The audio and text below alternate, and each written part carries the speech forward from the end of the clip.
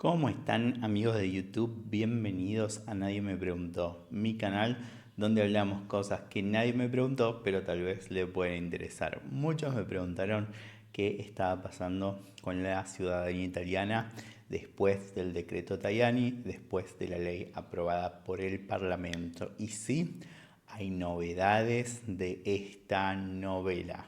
Bien, lo primero que te quiero contar es que si llegaste a este video para saber si ahora puedes empezar tu trámite, te diría que no y te diría que simplemente espera que te ponga otro video y ya te puedes ir, ¿sí? Ya te lo solucioné.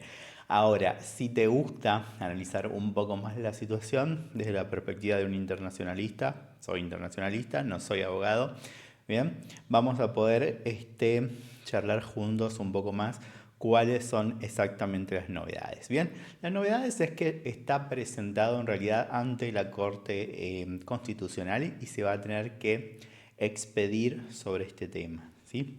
También hubo avances en algunos tribunales. El Tribunal de Campobasso ya falló diciendo que el decreto Tajani no tenía efecto retroactivo. ¿Qué significa? Bueno, debería empezar a legislar para las próximas generaciones y no para atrás. ¿Sí? La propia Corte Constitucional entramos de alguna manera en una especie de instancia definitiva. ¿Sí? Entonces tuvimos una audiencia pública el 24 de junio y tenemos, eso lo introduce una jueza relatora al resto de los miembros de la Corte y explica cuáles son las cuestiones planteadas por los otros tribunales. O sea, estos tribunales, que en el caso, para nombrar de algunos, Bolonia, Roma, Firenze, ¿sí? Van a centrar la situación en lo que es tener el vínculo efectivo con Italia, que a mí me encantaría saber cuál es el tipo de vínculo que se debería tener, ¿sí? Y los límites generacionales. Ahora, ¿cuándo se debería expedir esta corte? Probablemente se dice julio, agosto del 2025. Hay gente que dice en septiembre. Bueno, en algunos países en realidad eh, es bastante rápido, en algunos países es bastante lento. Bien, para que tengan contexto, los cambios son que ahora la ciudadanía se transmite a hijos o nietos del italiano, o sea, dos generaciones. Hay que tener una conexión real, ¿sí? Y antes tenés que tener 2 años en Italia. Ahora, ¿quién controla la conexión real? Bien, toda esta situación de lo que sería cómo llegamos hasta acá y por qué hay gente pidiendo la ciudadanía italiana es porque la gente se fue por una guerra, ¿sí? Es medio raro que después de una guerra tengas una conexión muy amistosa con el país que te está expulsando y además muchas veces la idea de la república y la idea de Italia era bastante nueva, ¿sí? Así que podemos entender que más o menos tenían más conexión con su región que con Italia, ni siquiera hablaban el italiano como seguía diciendo, ¿sí? Ahora, la ley de o sea, la constitución lo que dice, por ejemplo, habla de la igualdad de género, habla de, bueno, de esto que los decretos leyes deberían ser convertidos en 60 días, ¿sí? Del derecho a la defensa. Atención porque en el tema del derecho a la defensa hay una parte en donde esta nueva ley no permite algunas situaciones donde antes se probaba por testimonio cuando no había actas. ¿Qué significa? Bueno, si no se había casado, si se había casado donde antepasado también se podía generar alguna especie de testimonio. Yo también me puse a investigar cómo las diásporas son tratadas en otros países y lo real es que la ciudadanía italiana era mucho más permisiva, ¿sí? Por ejemplo, en el caso del Reino Unido, la ciudadanía por descendencia es solo para una generación, o sea, el hijo británico nacido fuera del Reino Unido no la va a tener automáticamente, ¿sí? Irlanda la tienen definida siempre que se registre el nacimiento, ¿sí? Hay que seguir registrando los nacimientos. Por ejemplo, hay casos como Alemania, Polonia, Hungría, Bélgica, Suecia, ¿sí?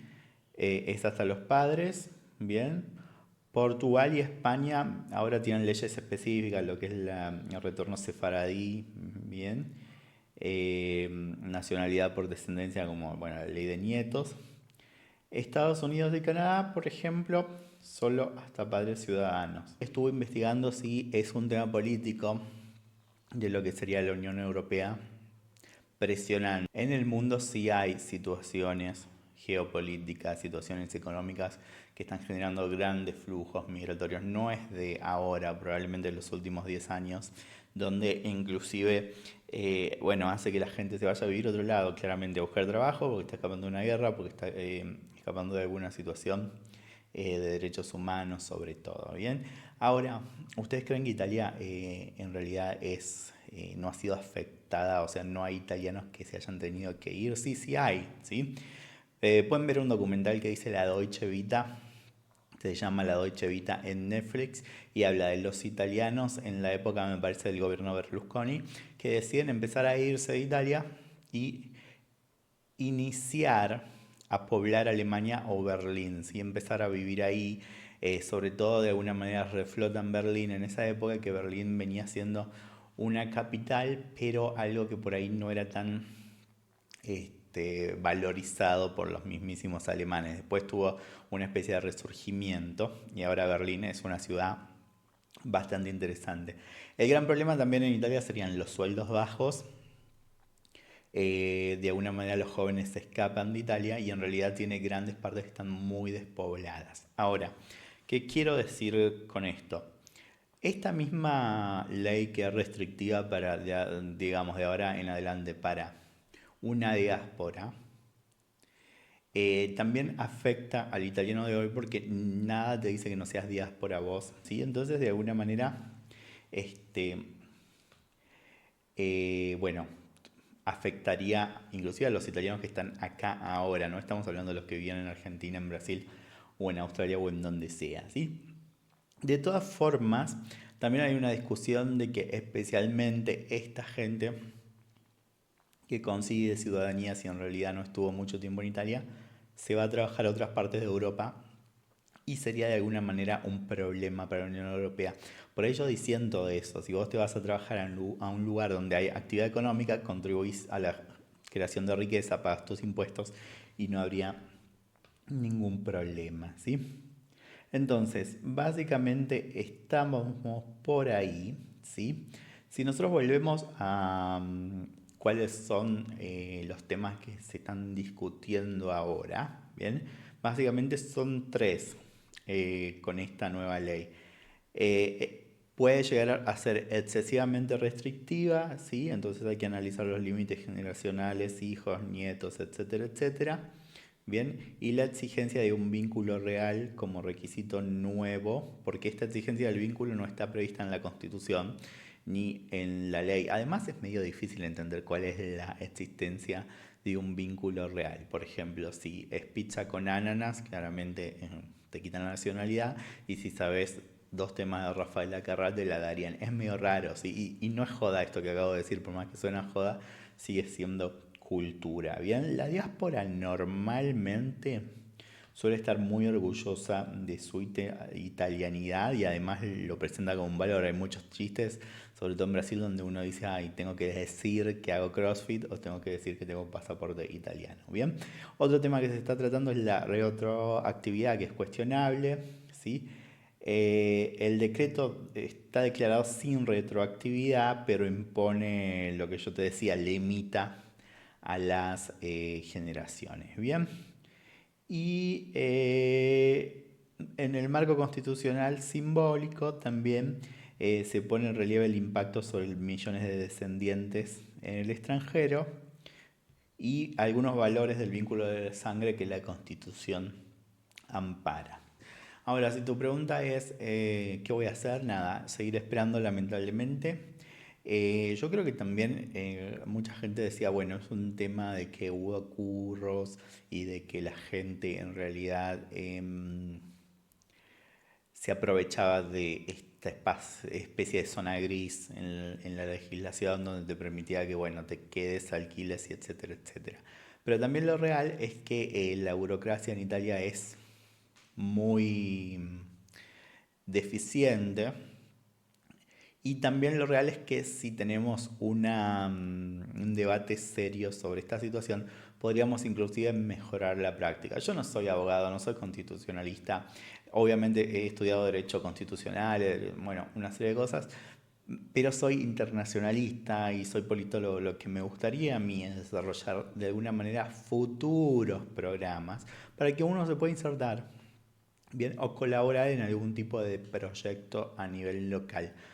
El potencial de estar en Italia y sobre todo te diría en el norte es muy grande, pero no está todo desplegado al 100%. Tenemos lugares como Biela o como la parte de Torino, de provincia de Torino, provincia de Biela, inclusive Vercelli o Novara, que están casi despoblados y están perfectamente muy bien conectados con el resto del país y con Suiza, Austria, Francia. Entonces, lo real es que de alguna manera lo que está faltando es que la política sea mucho más eficiente y no espere esta situación, bueno, de la República funcionando donde el Poder Judicial tiene que controlar de alguna manera las modificaciones de leyes que son de alguna manera de emergencia.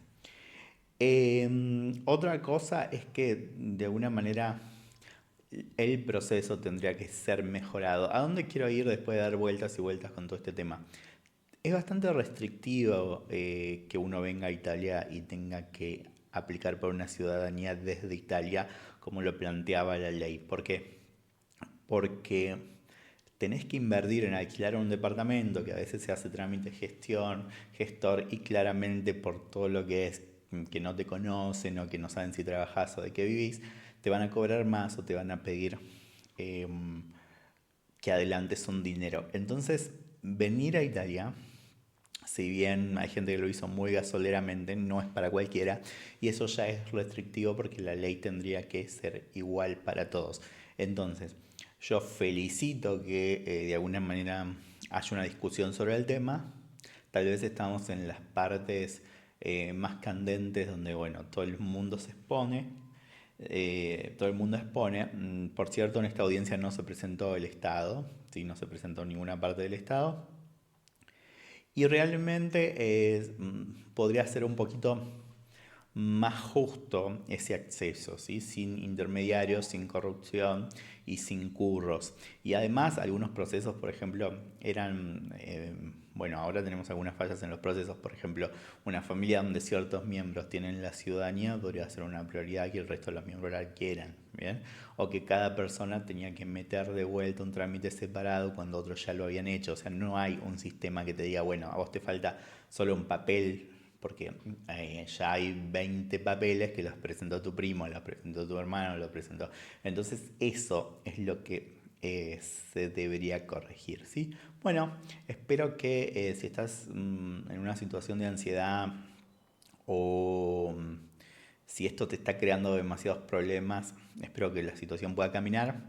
Lo real es que muchas veces emigrar y venir uno ve cada cosa como un problema que es bastante intenso, pero tampoco se termina cuando uno tiene el pasaporte y tiene la ciudadanía que por ahí tanto te costó y que muchas veces es algo más afectivo, ¿sí? Yo he tenido amigos que bueno, me han llamado llorando el día que le dieron la ciudadanía y está perfecto, lo vivieron así. A mí, por ejemplo, ese día sí sentí que se me sacaba una mochila, pero sí vinieron muchas cosas a veces mucho más difíciles. Bien, bueno, les mando un abrazo.